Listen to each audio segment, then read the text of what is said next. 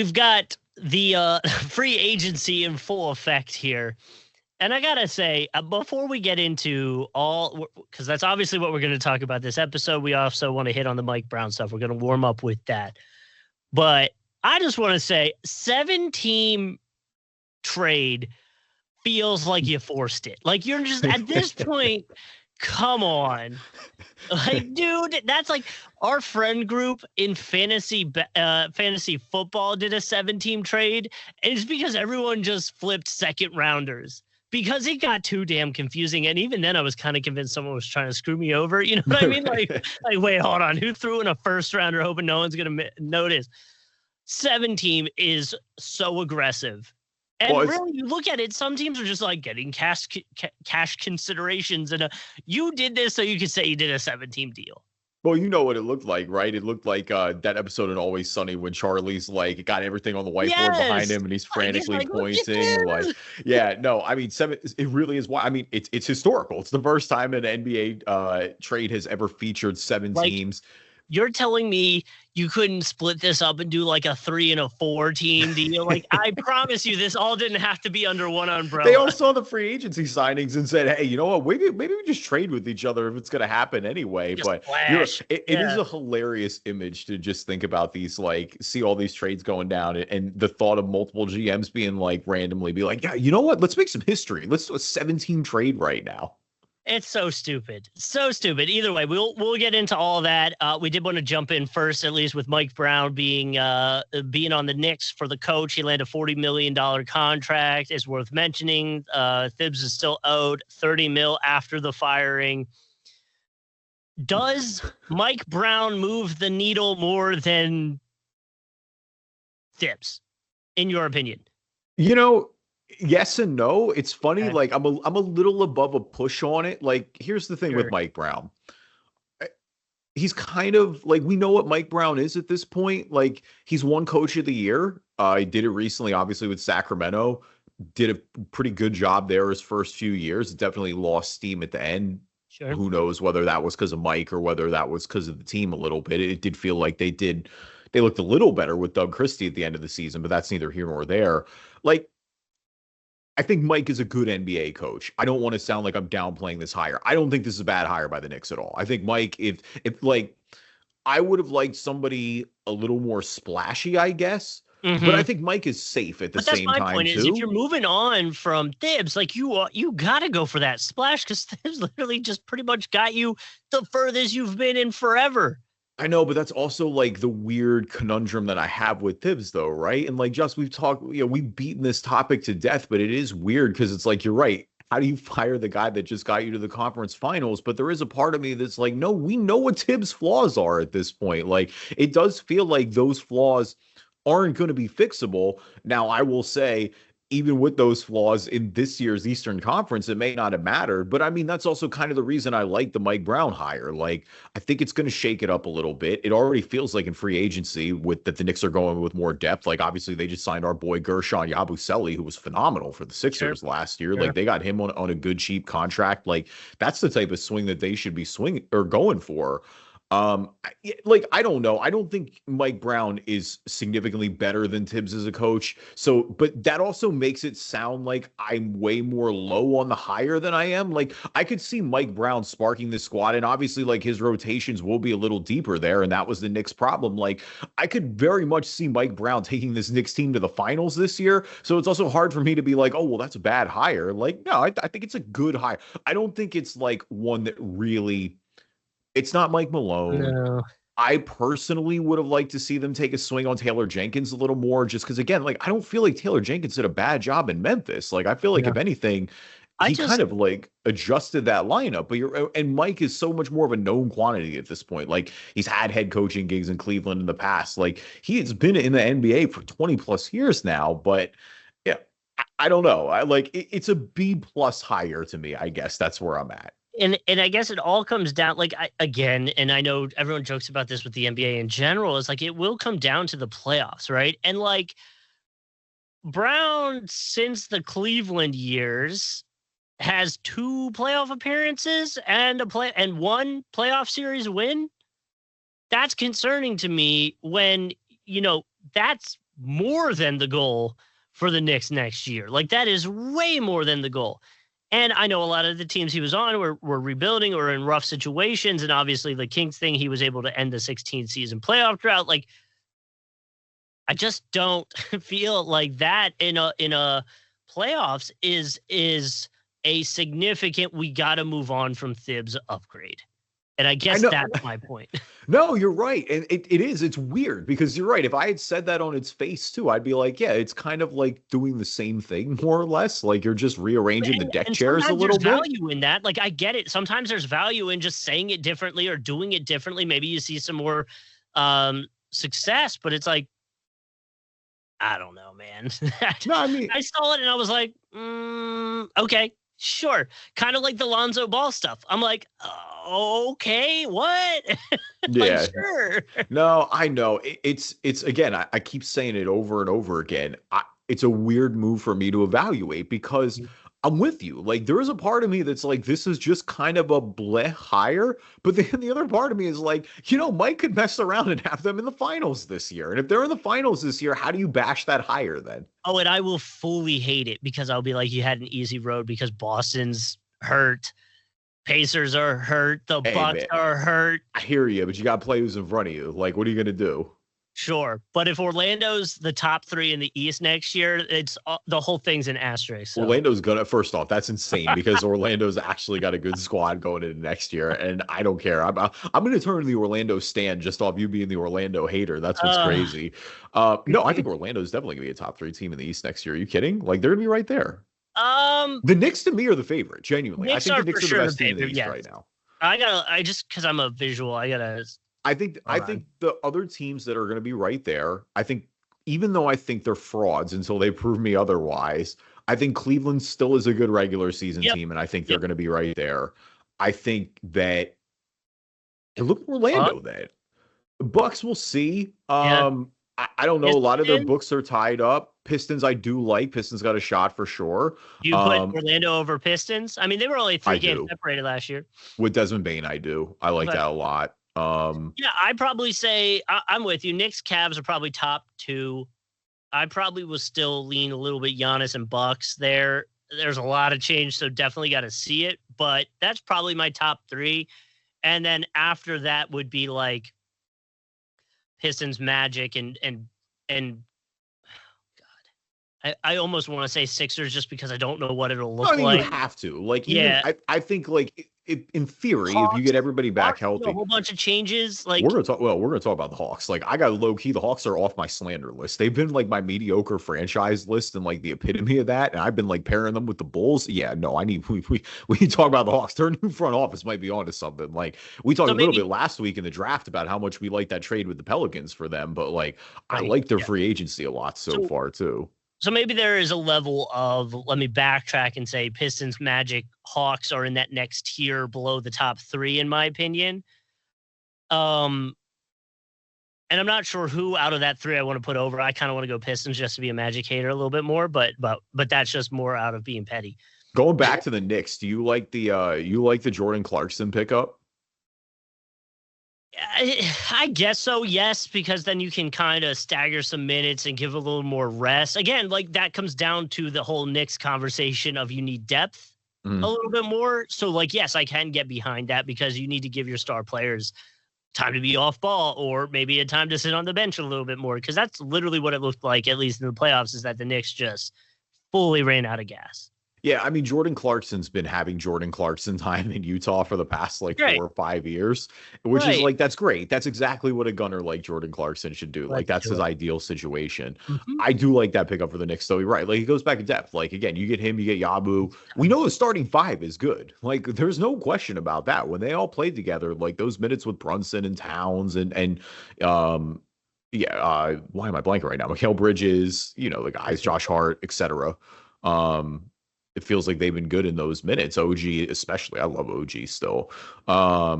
Mitch Robinson is coming back. I still feel like they need another big, honestly. Getting Yabu was good. I feel like they need like somebody that can kind of like almost a stretch 4 in a way, like a wing type off the bench. But Yeah, I don't know. I mean, I do feel good about this roster. Like I said, I already like the depth a little more than I did last year, just off the pickup of Clarkson and Yabu alone. So, they're the favorites to me. The only way they wouldn't, like, that was the only big question mark with the Knicks is if they went out in left field and hired somebody that just didn't feel like a really good coach. But again, I think Mike is solid enough to do a good job. Is he a lot better than Thibs? I don't know. Honestly, I don't know. That's I mean, if you like still owe the guy 30 mil, then it's like, well, what are we doing? Thibs is living the dream. Hey, Thibs is living the dream. Ain't nothing wrong with that. My man's Well, probably on vacation somewhere. But the Knicks could use that cash. You know what I mean? Like, I just feel weird about it. Yeah, speaking of cash, we got to talk about the books in a little bit, but we'll dive into free agency a ton here on this episode of the Driving Dish NBA podcast. Welcome everybody. My name is Kevin Rafuse. Joining me as always, my co-host Justin Cousart. Never thought I'd be a math problem. Welcome to the NBA. I did see this today, so I'm cheating a little bit, but yeah, Kevin Love, man, part of the Norman Powell deal going down. And I mean, since you brought it up, let's talk about it real quick. Norman Powell going to the Heat. Three-way deal with Utah. John Collins is headed to the Clippers. Are you surprised that the Clippers are giving up on Norm Powell? Like, obviously, we're talking about a career year for Norm, and he's in his 30s at this point. So, like, we know age certainly factors in, but I mean, he was phenomenal for them last year, and it feels like this is a team that is still kind of going for it a little bit. So I'm kind of surprised. I'm with you. Last year playing 32 minutes, 21 points per game, 41% 3-point percentage, 48 field goal, assists, rebounds are kind of in the middle as you'd expect from a shooting guard. But like, yeah, it's definitely a little surprising to see him go. Maybe it was one of those situations where you only got one ball. And so, if you can go get somebody that can focus on something else and let James Harden shoot the ball a little bit more, then maybe that's what we're doing. I don't know. Well, you've got Harden back in the lineup. I mean, we're talking about the Bucks a little bit. You've got Norm Powell, or not Norm Powell, excuse me. Obviously, you have Norm Powell in this trade, but Brook Lopez is coming over to the Clippers now too. I really like Brook Lopez being the backup for Zubac. Obviously, Zubac's phenomenal last year. Brook can still stretch the floor a little bit, give them some optionality. Like, again, another guy who's older. I mean, I think he's 37 years old at this point, but he'll give them quality minutes. And I, for what it's worth, I don't think, like, the big question, I guess, is what are the Clippers going to do next? Because I don't think they're done. The two guys that come to mind are Chris Paul, who's still out there, and he says, he's flirting a little bit with retirement on his own. Hasn't confirmed anything, but obviously a lot of familiarity with that organization, chance for him to come back home. If the Suns buy out Bradley Beal, you wouldn't rule that out either. Like, I mean, Bradley Beal certainly put himself in a situation, and I know, like, his stock is at an all-time low right now, but it still is. I think given the lower burden that would be placed on him in LA, that would be a great pickup for them. It was crazy to see how, I don't want to say how far he's fallen, but Duncan Robinson just being like departing in free agency was kind of surprising to me. Like, yeah, I mean, he was with Miami for what, 6-7 years now. I mean, no matter what, like, just the fact that the guy was undrafted, like, he's a huge success story just off that alone. 7 years. Yeah. Yeah. And I mean, the production's down a little, but still, I mean, 3-point percentage wise, still almost at 40, like hit 23, 24 and 24, 25. He's got 39% 3-point percentage, which is really all you need out of him.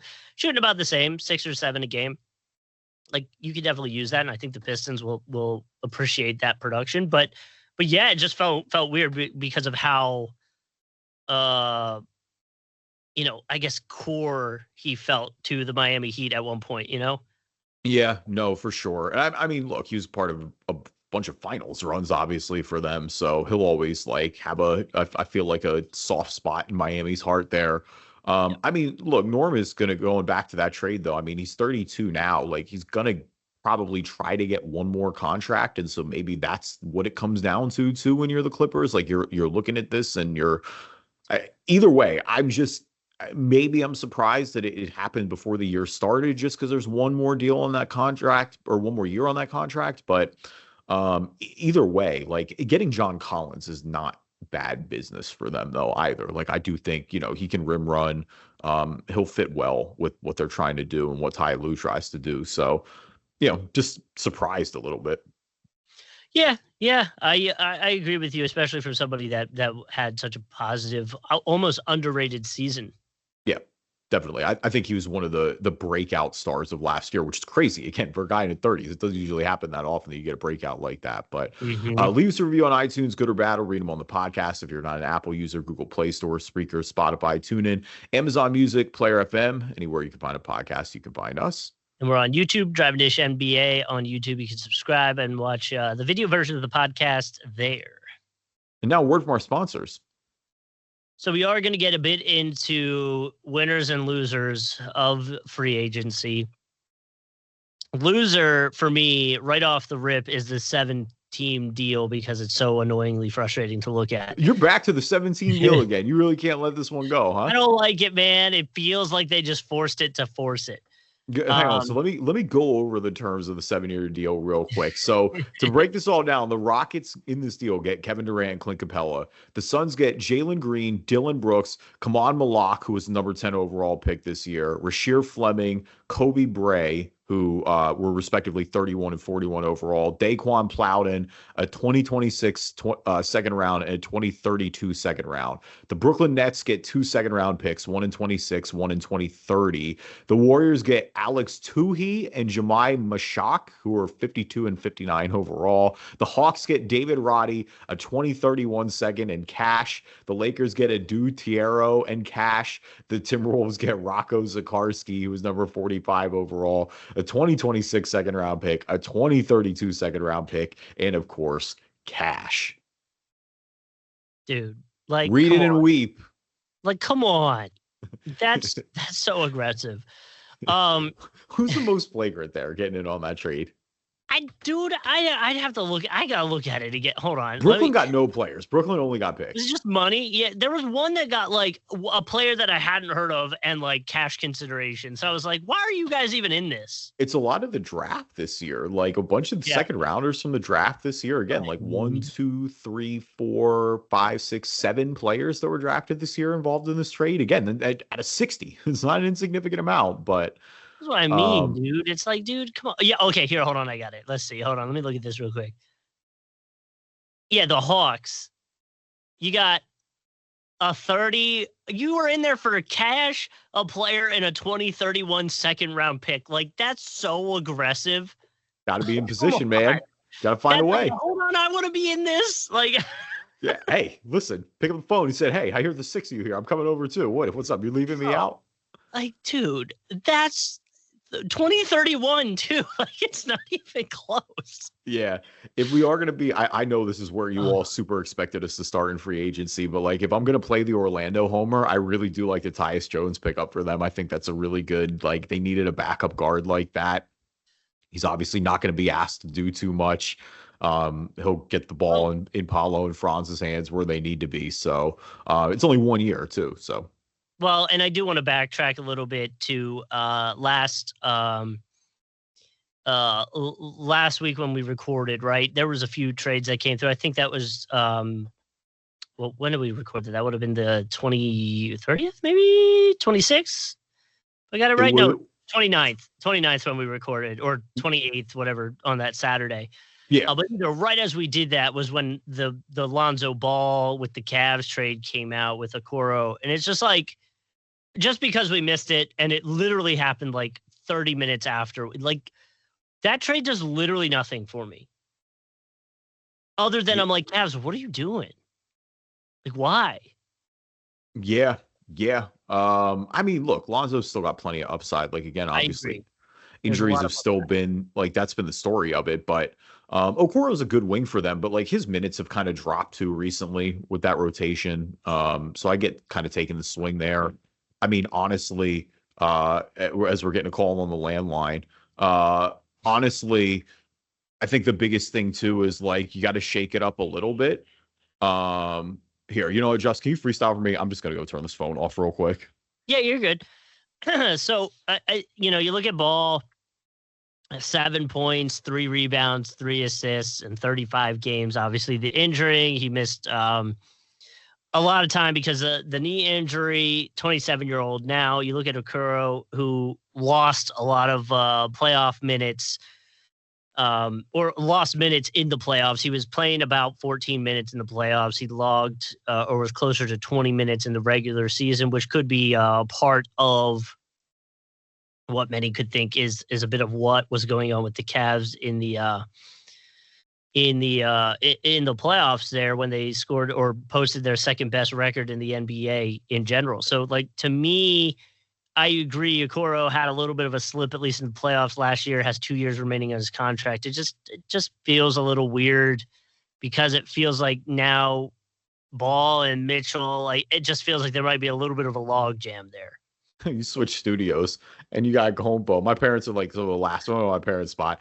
It's like some of the last like people with landlines of all time. Like, I look like low key, I get it. Like, why you have it still once in a while, but I'm just cracking. I'm like, who's calling you still on this? Like, if it's not one of us, who's calling you still right now? Right. It's spam for sure. Spam. Yeah, no doubt about it. But all right, other moves that I liked a lot during free agency. I do Denver. I really like what Denver's done. Getting out of the Michael Porter Jr. deal, who frankly, like, it feels like he's a declining stock at this point.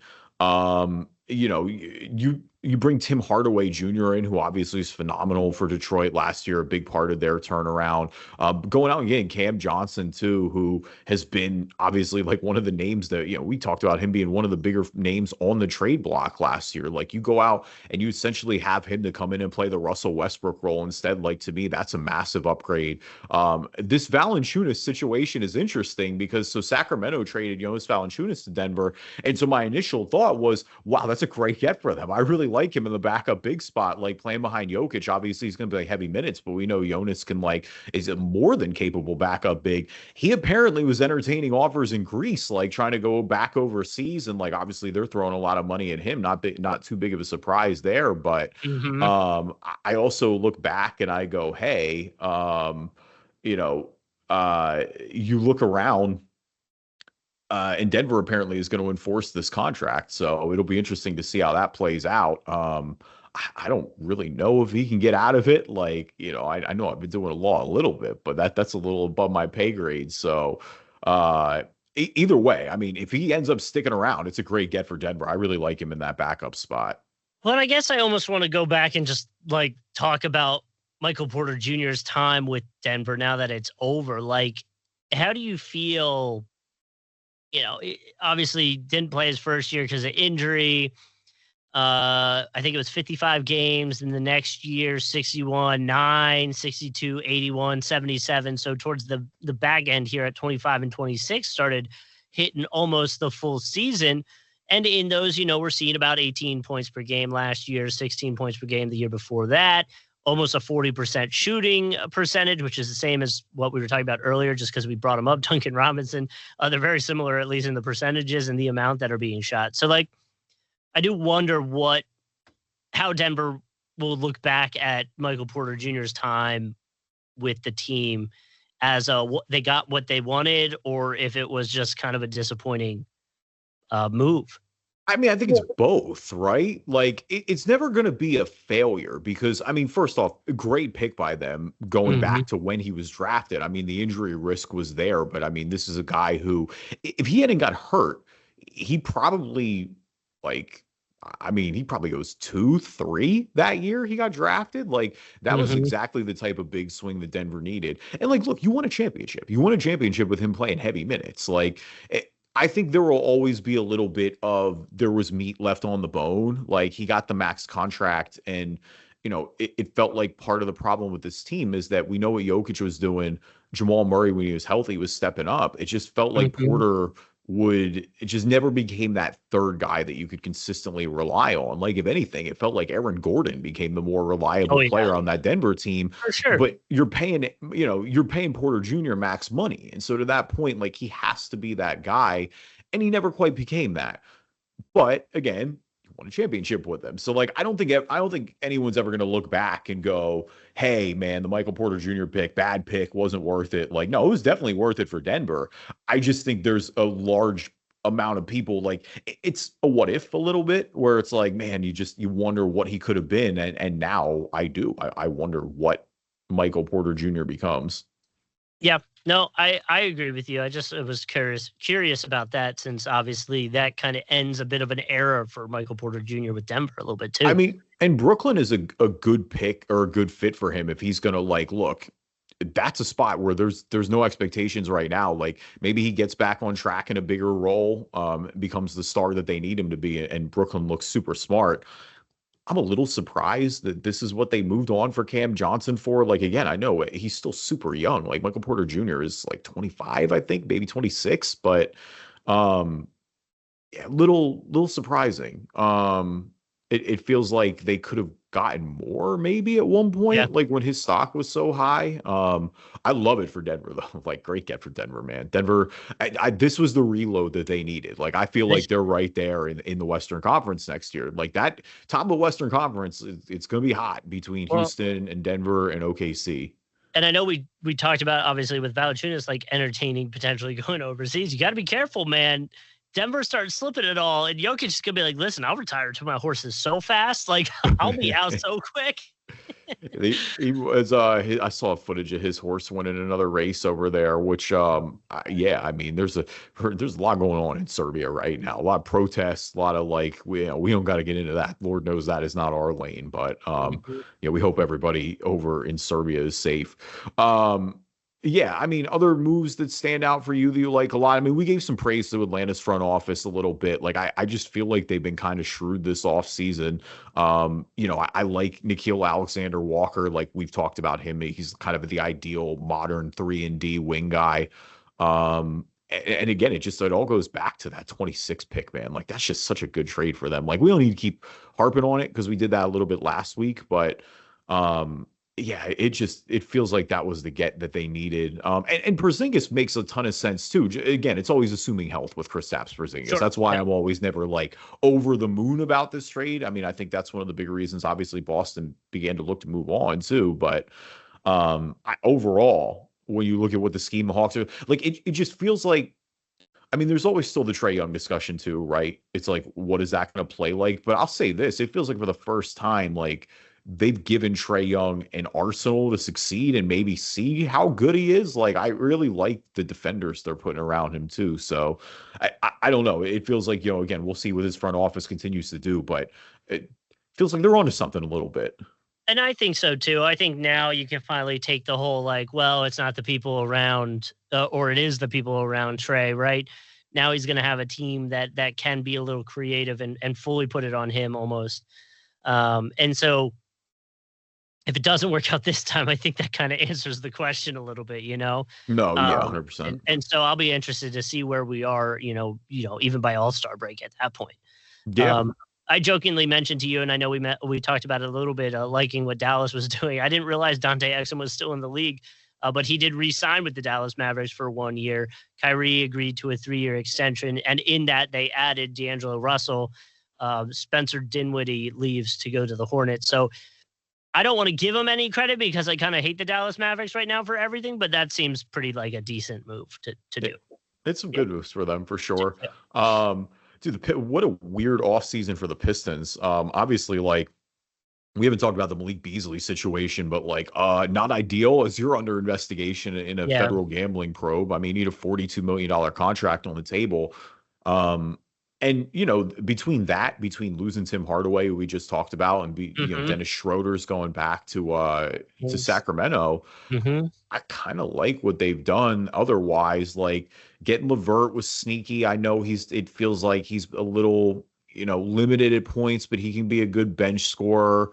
And I mean, he played better, I feel like, when he got traded to Atlanta. And then again, I can't believe how much he's come up on this podcast, but like getting Duncan Robinson, like, we'll see. Three-point Again, you shooter, need let's some go. shooting Yeah. a little bit. Like, Mhm. if nothing else, he can knock that contract down. So, It just because they're below it on my list of teams and all the moves that they've done, it feels weird that Golden State didn't do anything other than they let Looney go, and now he's on the Pelicans. For anybody wondering, yeah, and I mean, that's we'll it. talk. Yeah, and like we'll wait Al Horford's rumored to go there, which again, it's Mhm. just like Golden State, like really going in on the To see. vets. Yep. Like they're just a really old roster. I That's what you get have to do why. when you're that's what you have to do when you're old like that. Yeah. Yeah, no, for sure. And I mean, look, before we got out of there, honestly, I can't believe how much free agency we talked. We haven't talked about Damian Lillard yet. Getting waived by the Bucks, which is obviously probably the biggest news so far. Like that is a stunning decision. And even more stunning than to go out and get Miles Turner, Mr. Indiana, fresh off the finals, like survives all these trade years and then goes out and gets a big deal with Milwaukee, which, And oh, by talks the about way, how he wants to stay. the rivalry too in Milwaukee. And I mean, look, Miles said they didn't give him money. They didn't want to go into the tax, which obviously it does change a little bit in lieu of the injury. But I mean, the Pacers said they were willing to, and so we'll see what happens there. It's interesting for sure. Like, I mean, the Bucks now have 22.5 million dead money on their books, for the next 5 years, which is not ideal. They definitely have a little more flexibility now. Miles Turner is younger than Brook Lopez is for sure. Does this change the ceiling for the Bucks for you at all? Like, I just feel like you have to shake it up because you're desperate with given how last year ended with that team going nowhere fast. With you're firmly on Giannis watch. I don't think this is I don't think you can get out of it. Like, I think you're just kind of stuck still. Like this team again, Eastern Conference is weak. We know that. We talked about that. So you've always got a shot, especially when you employ Giannis. But like, Sure. I don't feel like this team is really that much better than they were last year. I feel like it's kind of the same team. Yeah, and it's worth mentioning Lillard, even though he had the deep vein thrombosis stuff in his calf, he did still rank 10th in the NBA in scoring and assists this season while getting his 9th All-Star game. So it's not like he was bad. I just wonder if, maybe there was, on top of the injury, potentially some behind the scenes chemistry issues is the only thing I can chalk it up to. And again, we'll never really know unless someone comes out and says it.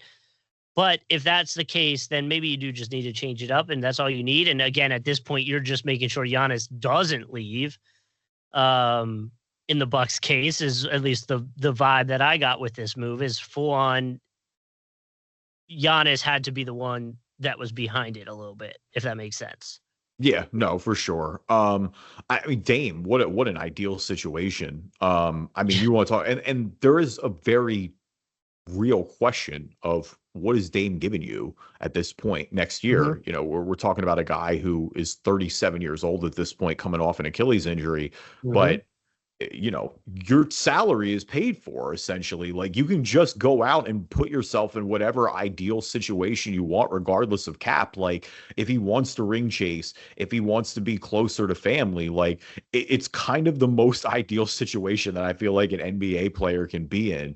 So shout out to Dame in that regard. Like, obviously a little brutal how it happened, but the Bucks, like, he can't be that upset about that. Well, I don't know if Giannis is. Giannis didn't seem too thrilled about it on Twitter, but well, and that's the weird part about it is like there's conflicting vibes that we're getting out of it, right? And I think Dame is going to miss the season, obviously, with the Achilles tendon. Yeah, he's not playing. But still, man, like I guess at that point, it's like he's for sure not playing next season anyway. And if you're the Bucks, next season seems pretty open, and you might be in the top 3 best teams in the East. So gear up, find a way to spread the money out that Lillard's owed, and try to really gear up for the next year or two to make a full run at a door that might be a little bit open right now.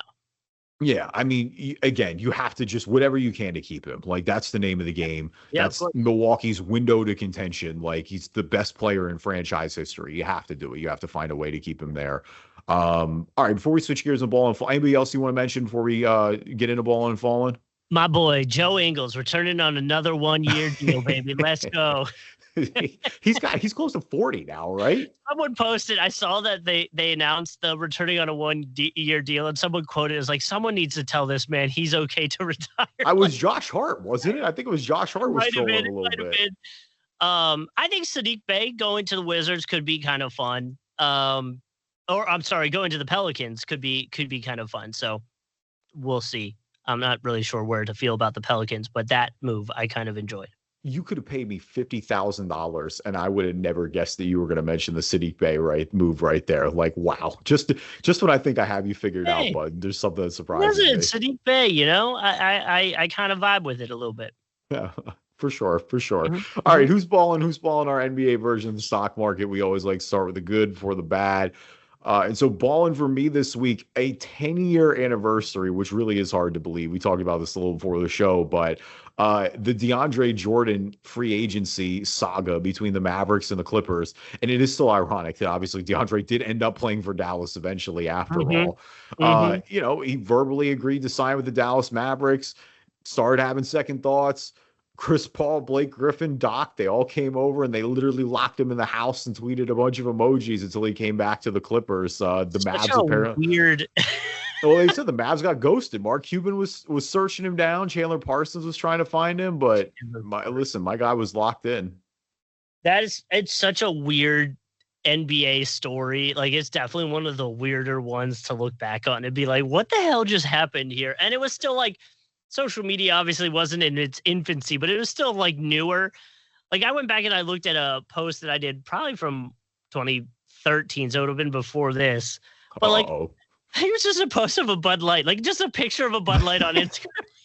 Those are good old days, man. It was like life was simpler back then. Like, what is that? Well, you remember Paul George? Paul George couldn't even figure out how to use the emoji. He went full boomer with it. He literally copy pasted the picture of the emoji. It's like, Paul, come on, man. Yo, like, come on, dude. I know. It's like such an odd situation, but glad it happened because that is one of my more fun memories to talk about on this podcast. No, for sure. It was a fun one. But all right, who's balling for you this week? Balling for me is Philadelphia, not for the 76ers, but we are getting a WNBA team. Maybe we will get some success with that. They're going to be a part of the three-city expansion. They'll be scheduled to begin play in 2030, so 5 years from now. I'm just saying, if they're not called the 70 Sisters, I'm going to be pissed. I hate you so much. I'm so mad. Oh, my God. I feel... Never. Is someone gonna take that the wrong way? Like, it's so funny though. Like, you're right. I'm just saying, it's so easy just to be like, "Oh, let's go." You know, I saw someone else say they should be called the Liberty Bells. No, like that does make. I did see that. That makes a lot of sense. There's a few of those posted out there. But the 70 Sisters is like, come on, that's so perfect. So first off, shout out. I have two thoughts on this. Number one, shout out to Sophie Cunningham, who not only has made herself famous as Caitlin Clark's enforcer, but also came out on about this expansion, because the expansion's Philly, it's Cleveland and Detroit, and she just straight up goes, I don't know if people are going to be excited to go to Cleveland and Detroit. So shout out to her. Just guarantee her getting booed out of those arenas left and right before they even started. Dude, I am so excited because you're right. If nothing else, it spares me from having to root for the Sixers all the time. Like, you're telling me that I might get to watch a basketball franchise that'll be successful in this city. Like, these are situations that we can only dream of, Justin. I'm not gonna lie though, dude. If the Philly WNBA team's first draft pick gets injured the first year, I swear to God, I might stop watching basketball. Like, that might be it. Like, it just might be like, this sport is not for me. I would actually be like, okay, there's something going on. No, we're cursed. We would have to like bring in a professional at that point to figure out what's going on there. But all right, falling for me this week, and obviously this is an NBA halftime legend, but dude, speedy recovery to Red Panda. Red Panda was, doing her routine at a WNBA game at the Commissioner's Cup final, and she fell off the unicycle, broke her wrist. Yeah, obviously, like, she's been doing this for years. It's like over a decade of this. Probably not a surprise. Like, this is it's quite difficult to do all the stunts that she's doing. But obviously, we hope for a speedy recovery. It sounds like she's gonna be back on the bike real soon. So it's some good news. Hurt like hell too, like on hardwood for sure, bro. Yeah, dude. So yeah, speedy recovery. Happy she's gonna be all right at the end of it all, but obviously need her to get ready and back on that halftime show performance vibe. Somebody said they got to tear down the Target Center and start from scratch. Probably. All right, my fallen actually is going out to LeBron James's career because it's apparently going to be over. It's gonna be over, man. He posted That's the the other first day. time I'm like, I want to see. I'm like, where are you? I was like, I don't even Where know are we how that's going with this? possible, but I hear you. His career is over. It's clearly winding down. He posted a video the other day. He had a cigar in his mouth and he was golfing. So let the finale tour start. Yeah, I saw Steph was already saying welcome to the game. You know, J.R. Smith's a big golfer too. Like JR's good. He was out there with like the pros and stuff. LeBron needs a little bit of work. The swing was a little rough, but listen, they can't all you can't all be perfect. Like if LeBron came out, it was like Steph when Steph drilled that hole in one. It's like, bro, are you kidding me right now? I think the only time I groaned more is when I found out like Luka Doncic is like top like 100 in Overwatch, and it's like, all right, it's like, all right, like enough. Like, can we not have anything, man? Like, who is the is it did you say it was JR that's playing college golf, or he was playing college golf? Who ended up doing that? JR was. Yeah, was it JR? Was. Yeah. Okay. Yeah, no, he's super into it. He was out like at a few events, things like that. Well, but I thought didn't he go to school? He was on like the college team. That's what I'm saying. Yeah. Yeah. Okay. Yeah, that's what I thought too. No, yeah, obviously, like, we'll see. He's certainly living in LA. You got plenty of great courses to hit out there. Right. I mean, we'll see, man. I want to see. We'll see. His Lakers' future is looking a little murky too. It's kind of crazy. I think we get another summer of LeBron, to be honest, but it feels like we might get one more. Well, and then who was the? Oh my gosh, I should know this. There was an NBA player that was in the Olympics for volleyball. Yeah, you're right. I should know this too, and I don't remember NBA. Who it is because it wasn't a star, obviously. Like it was a role guy. No, Olympics volleyball. Let's see, Chase Budinger. Yep, Chase Budinger. That's what. That's who it was. Yep. Good for him. That's wild. That's crazy. Yeah, he played 7 seasons. It wasn't like he was. That's the thing. It wasn't like he was a scrub. He definitely like 7 years is no joke. That's crazy. Good for him. Good for Chase. Yeah. All right. We got to remember. Hold on. Houston, Minnesota, Indy, and Phoenix for our Immaculate Grid. There you go. Seriously. He'd be a darling on that for sure. Yeah, well, on that note, do we want to switch into Immaculate Grid? Dennis Schroeder continues to just be an all-time Immaculate Grid legend too. Now going to Sacramento, like, I mean, my guy is at like 10 franchises at this point. Like he's reached like Ish Smith and Jeff Green tiers of Immaculate Grid where it's like, oh yeah, like we just, what it is. Like he's you almost feel bad using him in a way because he's been on so many teams. But all right. Again, for the Immaculate Grid users and for the podcast listeners, you can always watch the Immaculate Grids on YouTube. Just search Driving-ish NBA podcast. For the podcast listeners this week, our columns from left to right, the Cavaliers, the Bulls, and Hall of Fame. Our rows from top to bottom, the Wizards, the Mavericks, and the Sixers. So, Justin, I will start with you. What are we thinking?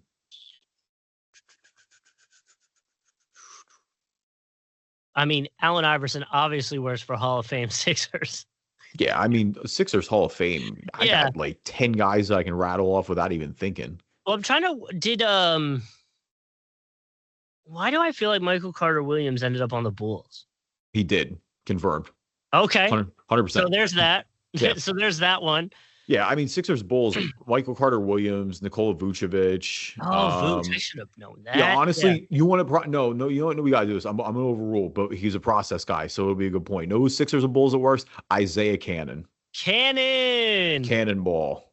Oh, it's like Canaan. Yeah, there you go. Second one. Okay, not 2 N's. Yeah.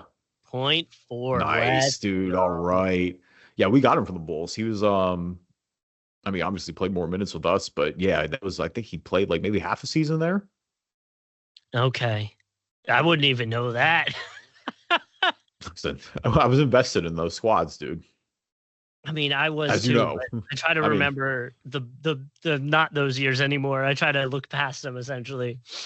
All right. Well, obviously Hall of Fame's easy. I'm trying to think, where did Gortat go after the Wizards? He didn't end up on either Cavs or Bulls, right? No, he ended up on Cavs or Bulls. Gortat was in Phoenix. He was in Washington. He was in Orlando. He's at the Clippers, I think. That's probably it. But yeah, none of the teams here. I'm trying to think, like some of these, like the Wizards and Bulls, I'm having a sneaky hard time with right now. Wizards and Bull, yeah. Unless Otto, Otto I Porter? Otto Porter does work, I think. I think he was in Chicago. I think he was Yeah. recently there, so that's one to have.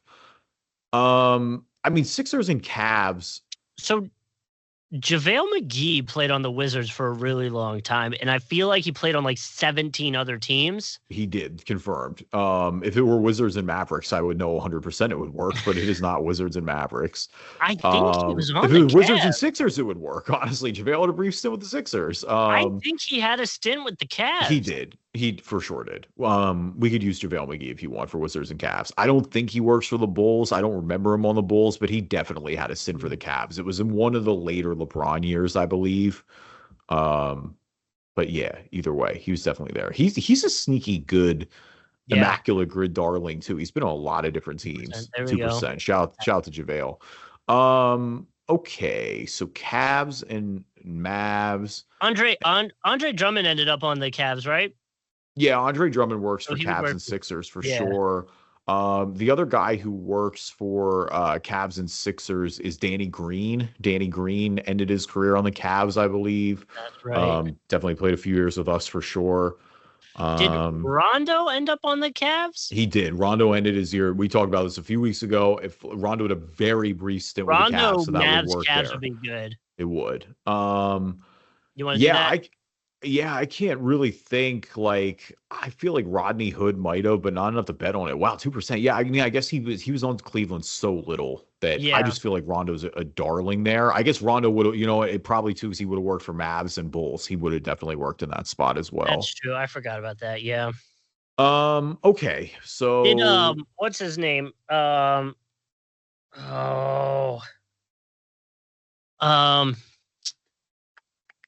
Point guard for the Mavs. Felton. Did Felton ever end up on the Bulls? I don't think so. I don't. Oh, no, who works for? It's way more chalky, but Tyson Chandler. Tyson Chandler works for the Bulls. Drafted him, and he obviously won a championship at Dallas. Tyson Chandler is a good one. We could do that. I'm fine with that. Yeah, I'm fine with it. It's chalky, but like, I'm struggling. I gotta be honest. I'm trying to think of somebody else right now for that combo. 32. Yeah, 32%. That's okay. That's all right. They can't all be 0.4% like Isaiah Cannon. Korver for sure works this one too. Right? He was on the Cavs. Sixers and Cavs? Yeah, for sure. I think so. Yeah. Okay. Yeah, he definitely does. He would work for Bulls Sixers too. Yeah. I think Korver's gonna be high. Yeah, he will be. He's always high.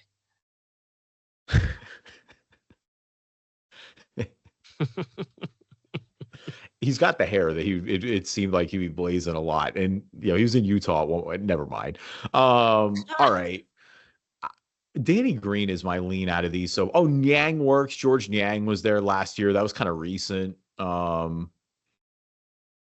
mentioned Drummond. Drummond works for sure.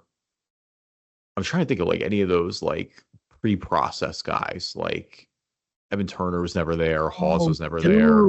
Yes, Spencer Hawes was there. Was he? Yes, I just about to say Spencer Hawes was there. He was like right after. When did we get Michael Carter-Williams? 14?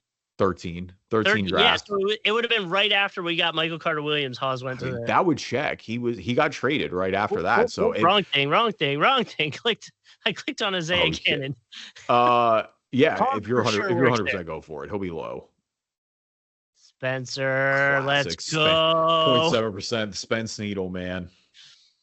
Mm-hmm. He hit that game. Him hitting that game winner against the Bulls is just an all-time. Just like, that's so sad that's an all-time Sixers moment for me. But like that 2013 squad was like projected to be the worst team of all time, and then won the first 3 games of the season against the Heat with the big 3, and then the Bulls with a healthy Derrick Rose. Like just absolute madness. Dude, the all-time Sixer moment for me is in person watching him hit a game winner against Orlando Orlando. Yeah, TJ for sure. TJ McConnell, yeah. Oh my God, it was great. Yeah, you can't beat that. That's electric. Okay, I got one for you. Ready? It just popped in my mind. Hit me. Kurt Heinrich. Oh, I love it. Do it. For sure. Bulls legend, dude. Yeah. For sure is on the list. 5%. I am really actually surprised that is not higher. I thought for sure that would be higher than 5%. I bet people don't remember him on the Wizards. Yeah, I guess it was just he's such a popular bull that I figured he would almost just like kind of pick that up by association. Mm-hmm. Either way. All right. Hall of Fame, we can run this out real quick. Hall of Wizards, Mavs, Sixers. I mean, the Sixers probably have the most, not even me being a homer. Like, there's just genuinely a lot of guys, like, you Wilt, Hal Greer, Charles Barkley, Mm-hmm. Iverson, Chris Webber. Now, technically, low-key works. That might be the Oh, lowest Weber. one I can think of so far. I mean, Julius Erving, Moses Malone are obvious. There's no like one-offs that like recently got in that would have been on the team at one point. I think. Yeah, like Andrew Toney's not a Hall of Famer. Did we mention Mo Cheek's the Hall of Famer? He works Jeez. too. I was thinking like, yeah, I feel like there's no. Oh wait, didn't Dwight just get in? Dwight did just get in. Yeah, wow. Okay. I'm cool with Dwight in honor of Dwight getting in.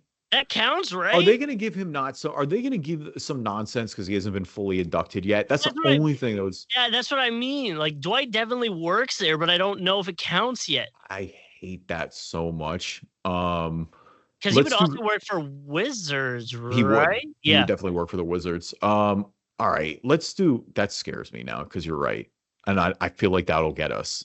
Because I feel like that got us with Melo too, low key. Because Melo is obviously going in this year. All right, in that you want to do Chris Webber in that case with the Sixers? He'll be lower than some of these older guys, I think. Chris Webber is fine. Yeah, 1%. Yeah, 1%. Nice. Well. Okay. All right. Washington, the most obvious one for me is Wes Unseld. He's probably the best player in franchise history. Trying to think beyond that. Like they've won a title as a franchise. Who are the great, like, dude. I mean, recently none of those guys are in. Like Wall is not in, Beal is not in. I mean, all those 2000s guys like Gilbert Arenas never got in. Russ will be eventually. He's not there yet. Oh, we could have used Chris Webber here too, low key. He started his career in Washington. I don't think Mutombo never ended up there, right? I don't think so. Oh my god! I mean, I'm sure there's others. There has. Oh, dude. Oh, wait. Hang on. We're idiots, dude. Michael Jordan works first off. Oh shit. Yeah. I know that people forget about that. I feel like we almost have to because it's the Wiz. It's going to be number one, obviously. Wait, it's only 15. Are you kidding me? 15's kind of low. Who do you associate with the? There's no way. I mean, Unseld's going to be high, but like I am a little actually baffled there who the highest Hall of Famer is for the Wizards.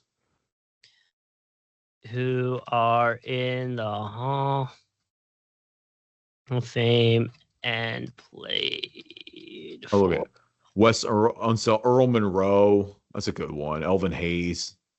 Yep. Yeah, dude, there's not. Ben Wallace. Paul Pierce. Oh, Paul Pierce is a good one. That's a good one for Washington. Wow. All right, let's close this out. Dallas is the last one we need Hall of Fame for. I mean, Dirk is the obvious one. Yeah. Steve Nash works too, of course. Jason Kidd. Oh, just Kidd does work. It's a good one. Rodman. Right? Oh my God. He played for so many Texas teams. I think he might have. Did he get there late? It would have been real late. I think he did. I think he did. Do it. I trust it. I feel like he was there really late. I feel like I've seen, because Dennis Rodman's a popular jersey too. You see people with that all the time. Beautiful. All right. Wow, 12 games. Dude, they got wow. I did not think. I mean, they've been around a long time. They did count Dwight Howard. He's on this list. Okay. All right. Well, they did count him. That's fine. That's good to know for the future, though, because I for sure thought that would have knocked us out. Here you go. Dwight Howard, Paul Pierce, Michael Jordan. Those are the three most recent. Yeah. I mean, that makes sense. Then you got 70s. It's a lot of guys in the 70s. Mitch Richmond, Ben Wallace, Chris Webber, Ralph Sampson, Bernard King, Moses Malone, Spencer Haywood. Yeah. And then you start getting into the 70s. Yeah. Jerry Sloan. Yeah, that's a good one. Oh, yeah. Jerry Sloan's a good one for sure. He played 59 games for them. Dennis Rodman only played 12 for the Mavs, by the way. That was crazy. Wow. I thought it was more than last season. Okay. Last season of his career. All right. So 69. Do you want to scroll down to the most popular answers? That's crazy. There's 69 connections for. All right, most popular answers. Oh, that's a good one for Cavs and Wizards. You even bring that up. Antoine Jameson. That's a really good one. I remember that trade during one of the LeBron years. Michael Jordan for Wizards and Bulls, who again, we didn't bring up there. I guess that does make sense why he'd be 15% there, actually. Wes Unseld, most popular for Wizards and Hall of Fame. Kyrie Irving for Cavs and Mavs.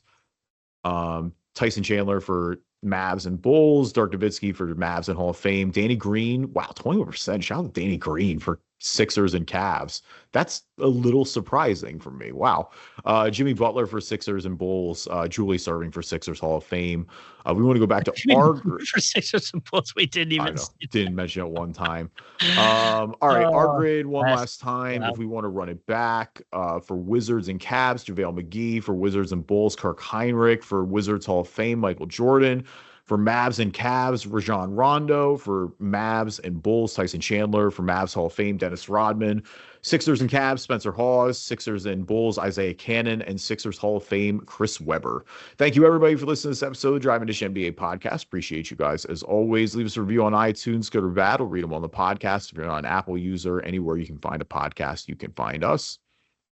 And find us on YouTube, Driving Dish NBA. You can watch a video version of the podcast. Play along with the Immaculate Grid, and they'll give you updates on when new episodes are coming out.